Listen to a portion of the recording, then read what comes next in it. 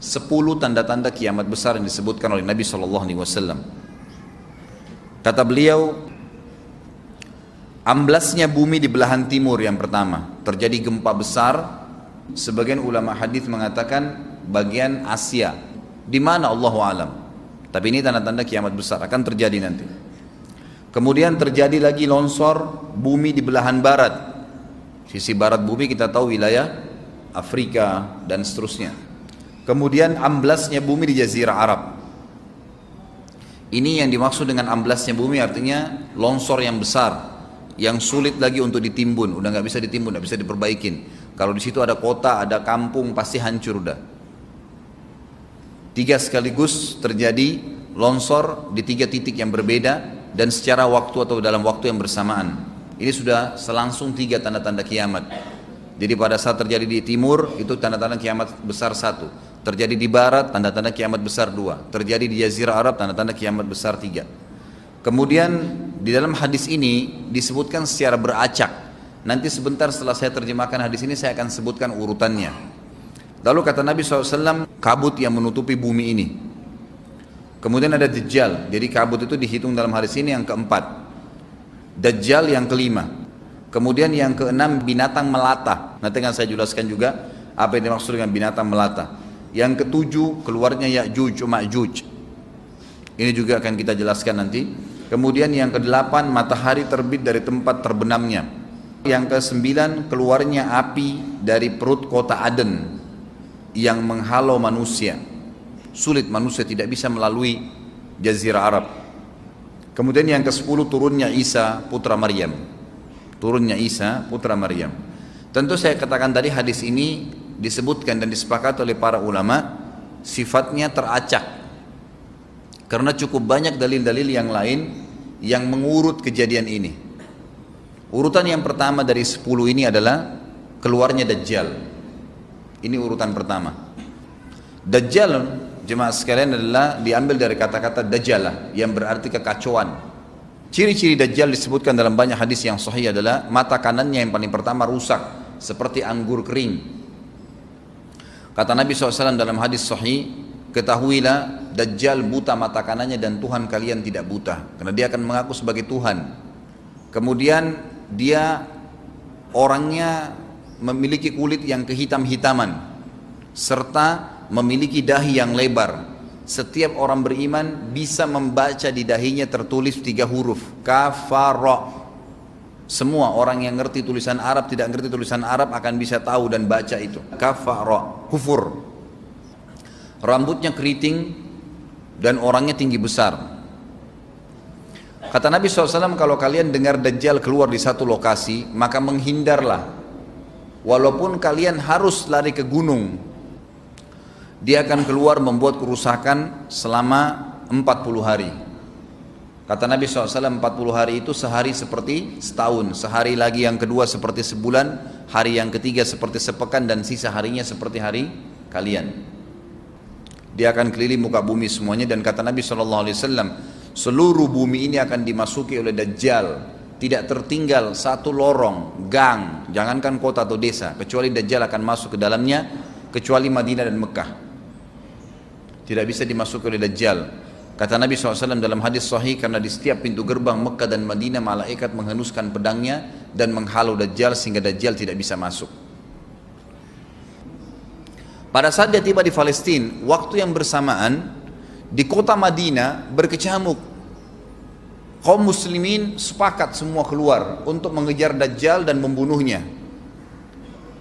Keluar dari kota Madinah satu orang yang namanya seperti namanya Nabi Muhammad SAW, Muhammad bin Abdullah, dan dia dari turunan Nabi SAW juga. Dan orang ini punya julukan Mahdi, dikenal dengan Imam Mahdi. Inilah tanda-tanda kiamat yang kedua. Pada saat dia tiba di Mekah, dibaiatlah oleh banyak kaum muslimin, tidak disebutkan jumlah pasukannya, maka terbentuklah pasukan jihad yang mengejar Dajjal menuju ke Palestina. Lalu keluar tanda-tanda kiamat 3, langsung berentetan semua.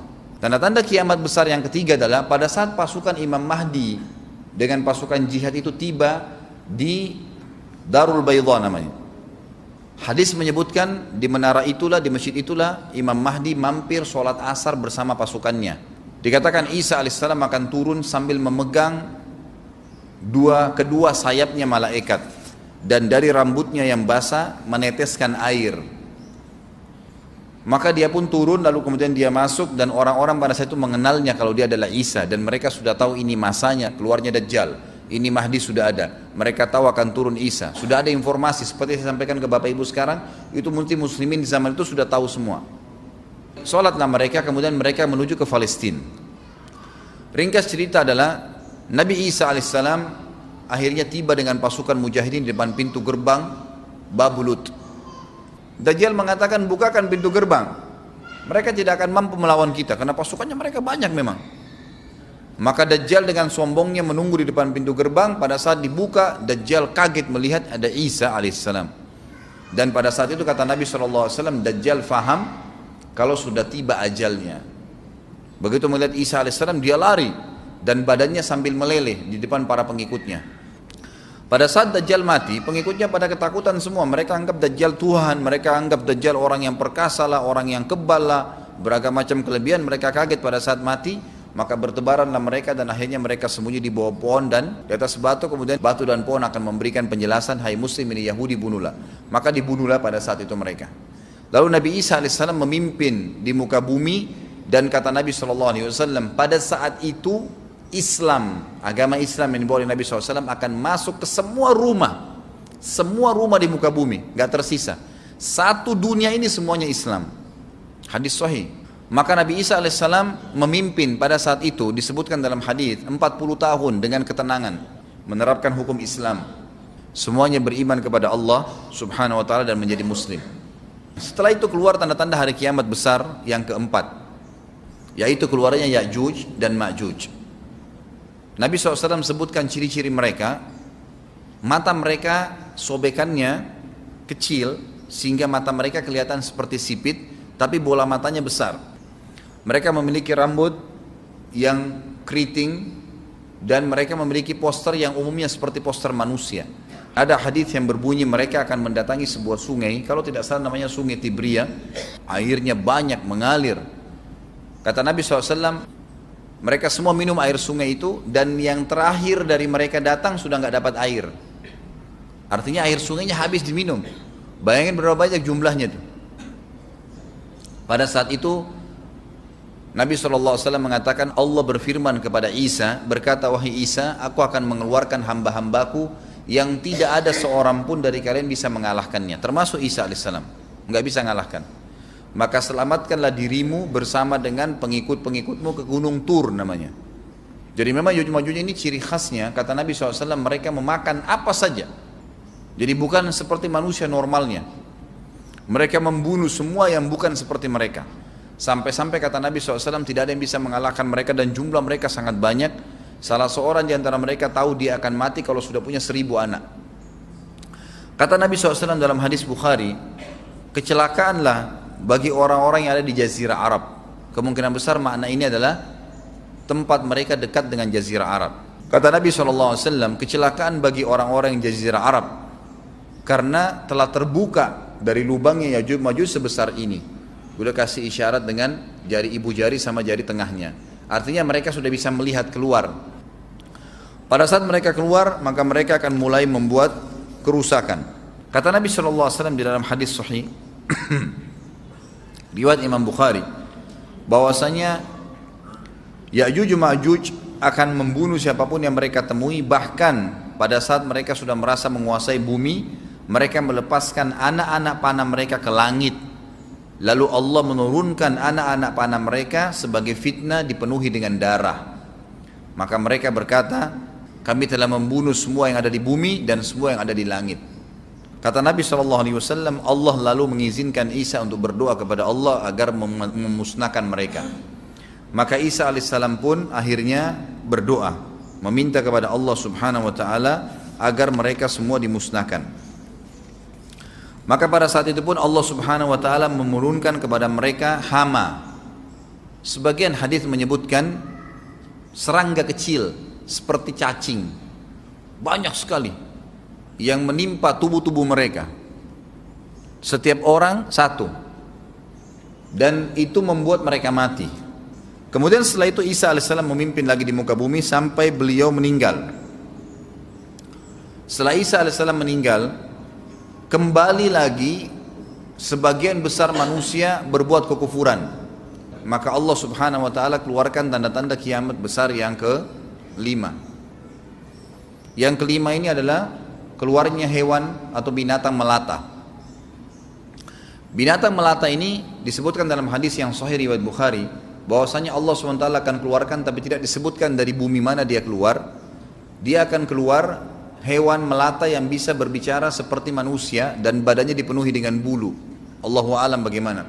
Kemudian dia datangi orang-orang yang kufur tersebut dan menasihatin dan mengingatkan mereka. Yang tidak mau beriman, dalam hadis dikatakan dicap oleh hewan tersebut. Allahu a'lam dicap seperti apa, sehingga ketahuan mana yang kafir, mana yang beriman. Terus dia keliling di muka bumi tapi tidak disebutkan berapa lama.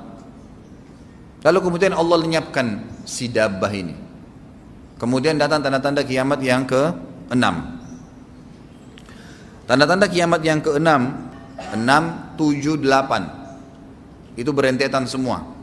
Longsor besar di timur, di barat dan di jazirah Arab. Ini tanda-tanda kiamat terjadi serentak. Sudah 8. Kemudian terjadi yang ke-9, keluarnya api dari negeri atau dari kota Aden. Kota Aden ini di Yaman ya. Tentu hadis menjelaskan tentang masalah api yang keluar ini, artinya api bukan main-main, ini bukan kebakaran sebuah masjid atau sebuah bangunan 10 tingkat. Api ini bisa menghalau manusia untuk jalan karena panasnya. Sebagian riwayat menjelaskan api tersebut akan berdiri seperti gunung yang besar dan dari seluruh pelosok dunia bisa kelihatan. Kita bisa bayangkan bagaimana itu. Yang akhirnya akan menggiring atau menghalangi orang-orang untuk jalan, susah. Sebagian ulama hadis mengatakan mereka nggak bisa jalan, tidak bisa ada penerbangan, tidak bisa ada orang jalan karena panasnya bumi ini dari api tersebut. Dan itu memang kemungkinan besar akan keluar satu waktu, Allahu a'lam kapan. Dan yang terakhir tanda-tanda kiamat sebelum ditiup sangkakala adalah terbitnya matahari dari tempat terbenamnya. Dan ini sudah terakhir sekali. Makanya kata Nabi SAW, taubat akan diterima sebelum matahari terbit dari tempat terbenamnya. Artinya selama yang lain itu masih ada, masih bisa taubat. Kalau sudah itu sudah sulit. Ini tanda-tanda kiamat. Sebagian ulama memasukkan tanda-tanda hari kiamat kecil, ada yang masukkan tanda-tanda kiamat besar. Ada dua hal. Yang pertama itu adalah keluarnya Dzu Suwakatain. Ada orang dari negeri Habasyah dikenal dengan Dzu Suwaka. Dzu Suwaka ini sak artinya betis. Diberikan julukan Dzu Suwaka karena betisnya sangat kecil. Orang ini Bapak Ibu sekalian, kata Nabi SAW, akan menghancurkan Ka'bah. Dan kata para ulama pada saat itu memang manusia sudah sunyi, nggak ada lagi yang datangin Ka'bah, orang-orang sudah lalai gitu kan. Keluarlah orang ini. Makanya sebagian ulama masukkan dia tanda-tanda kiamat sebelum terbitnya matahari dari tempat terbenam. Ditambahkan ini yang ke-11 gitu, atau ini yang ke-10, terbitnya nanti kiamat yang ke-11. Kata Nabi SAW, dia akan mencabut batu-batu Ka'bah satu persatu sampai rata dengan tanah. Dan saya sedang dilihatkan oleh Allah sekarang bagaimana pada saat dia mencabut batu itu. Hadis sahih riwayat Bukhari Muslim. Yang terakhir, yang kedua, yang berhubungan juga dengan tanda-tanda kiamat, ada yang memasukkan kiamat kecil, tapi ini lebih dekat dengan kiamat besar. Orang yang terakhir meninggal itu adalah orang dari asli suku Madinah yang sedang mengembala kambing. Kata Nabi SAW, orang yang terakhir meninggal dari kalian kalangan manusia, semua orang sudah mati tinggal dia sendiri, tapi dia nggak tahu. Dia lagi mengembala kambing. Kemudian dia masuk dengan gembalanya ke kota Madinah, ditemukan semuanya tidak ada kehidupan, nggak ada orang, nggak ada binatang, nggak ada apa-apa, tinggal dia sendiri. Pada saat dia meletakkan telapak kakinya di kota Madinah, maka pada saat itu dia meninggal. Dan inilah manusia terakhir meninggal sebelum ditiup sangkakala terakhir. Allahu a'lam.